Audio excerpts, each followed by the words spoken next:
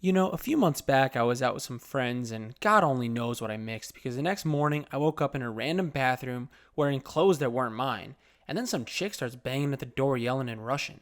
My first thought was, God, I really hope that door holds, followed immediately by, what the hell did I get myself into? That's how it felt watching the trailer for Disney's latest butchering of the superhero genre, The Marvels.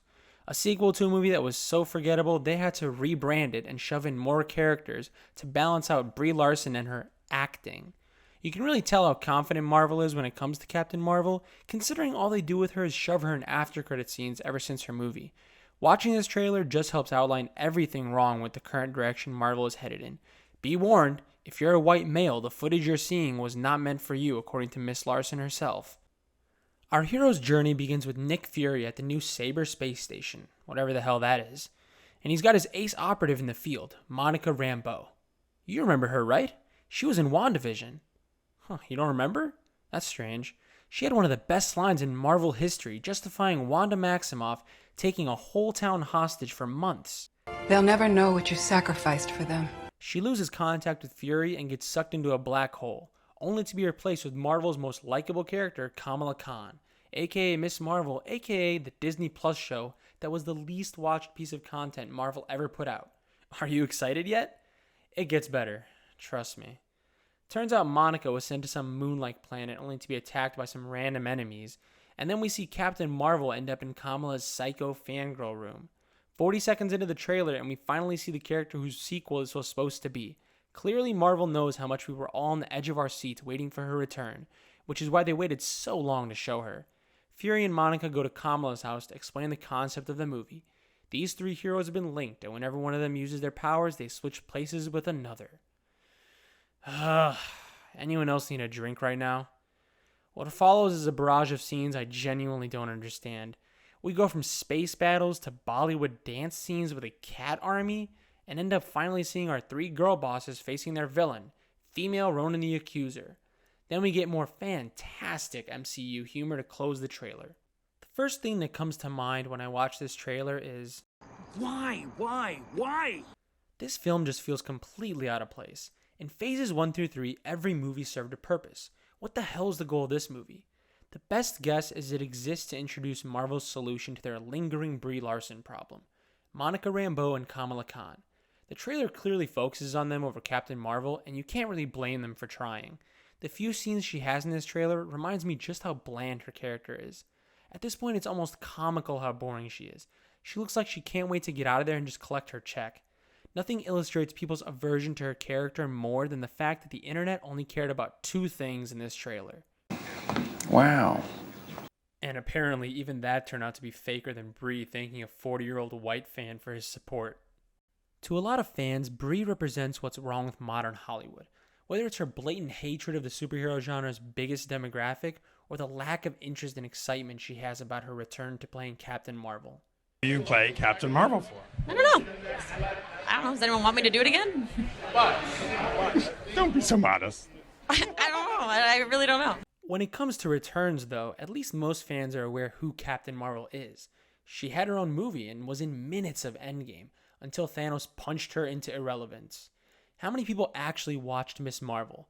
WandaVision performed well considering it was the first and probably most creative Disney Plus show, so maybe people know about Monica, but I doubt they understand either character or their powers. Even now, Marvel's movie audience is exponentially higher than their TV audience. It might be hard to believe, but the other day I was talking to my Uber driver after saying I was going to the bathroom on a date with a girl who wouldn't stop taking tequila shots and talking about having kids. Ugh. And the driver mentioned how he loves Marvel movies, so I asked him if he watched any of the shows.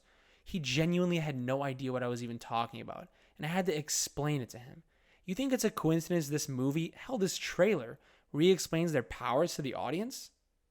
But you know what? Let's forget about their boring, bland powers for a minute. Kamala and Monica have nothing resembling character development. Kamala's entire character boils down to one thing. She's a Captain Marvel fangirl. That's it. Not exaggerating, that's all she has. And it seems like that's all she will be from the looks of this trailer. It's not bad enough we were stuck with Kamala in the Avengers game. Now she seems to be a big part of the MCU moving forward. But you might be asking yourself, hey, Spider-Man was also a fanboy, and that was fun. What's the difference here? Well, the difference is Spider-Man had other personality traits. He was his own hero and had a life outside of being a fanboy of the Avengers. Kamala doesn't. They try to use her family as a personality trait, but it just comes off as a gimmick since all they're used for is comedic effect. Monica's even worse because she's just plain boring. Last time we saw her on WandaVision, she was justifying Wanda abducting an entire town of innocent people, and now all of a sudden she's working with Nick Fury. You know Marvel's killed off or retired way too many heroes when Monica is the best that Fury can do now. The way this trailer is cut makes it seem like Monica is going to be the team's leader, and Captain Marvel has been relegated to just a side character in her own movie. As Razorfist would say, the opposite of love is indifference, so one could argue Monica being in charge is actually worse than Captain Marvel, on the basis that hate is at the very least an emotion that people feel towards her, whereas indifference is the real death of these movies. Movies and shows have been eating up fan hatred for years. The ones that really fail come along when fans genuinely don't care about the characters. I can't imagine this movie is going to do much in the way of improving their personalities, since there's no indication Marvel has learned any lessons that were implemented in this movie. Other than the switching gimmick, this trailer doesn't really reveal much of the plot. That being said, it does seem like the rumors about a musical planet and Captain Marvel marrying its prince are true, with the addition of Mrs. Ronan the Accuser. Not sure what to make of her, but in the few shots she has in the trailer, she looks incredibly silly. This is supposed to be intimidating?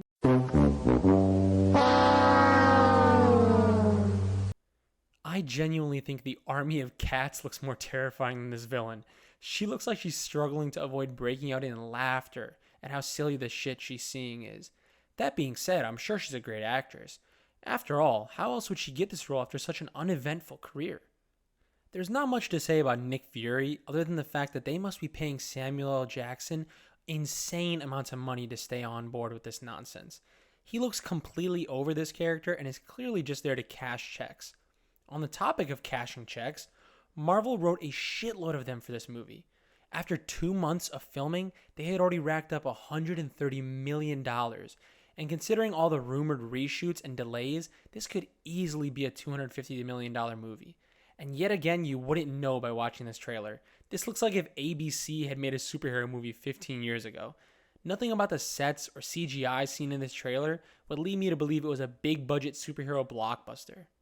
And I think that's what the issue boils down to with Marvel these days. Everything just feels so disingenuous and mind-numbingly predictable. They're not taking chances anymore, and it shows in the content they dump out. When was the last time you watched a Marvel trailer and felt genuine excitement? Most people's answer is probably No Way Home, and that says a lot about where Marvel's headed. Ant-Man wasn't able to break even at the box office and reportedly lost $40 million. And at the very least, those were likable and non-controversial characters. What chance does this movie stand when it had a higher budget and a cast of boring, annoying quota fillers? Marvel clearly has a lack of confidence too, otherwise they wouldn't have implemented the numerous reshoots, rewrites, and delays this movie went through. While all movies typically go through those, especially considering recent events, this movie reportedly had a lot more than the average Marvel movie does. The first Captain Marvel movie benefited by being sandwiched between the two biggest Marvel movies of all time, Infinity War and Endgame. If anything, this movie is already at a disadvantage coming out of Marvel's biggest failure ever, Quantumania. Disney can pay for as many hit piece articles as they want. They can call their biggest demographic misogynists, sexists, and any other word they can invent. What they clearly can't pay for is getting those seats filled up. At least this time around. God knows they tried with the first movie, considering the suspicious blocks of 100 seats bought in theaters that no one ever showed up to claim. It would be such a shame for those stunning, brave, courageous queens to be up on screen doing their best impersonations of superheroes, while the only person watching is the bored theater janitor, who leaves after 5 minutes because he'd rather be cleaning the bathrooms and dealing with literal shit than suffer through this turd of a movie.